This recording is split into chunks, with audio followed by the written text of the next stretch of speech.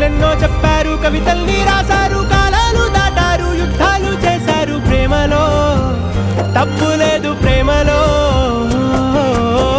వేల వేల వెన్నెలంత మీద వాలి వెలుగునంత మోయమంటే నేను ఎంత రే.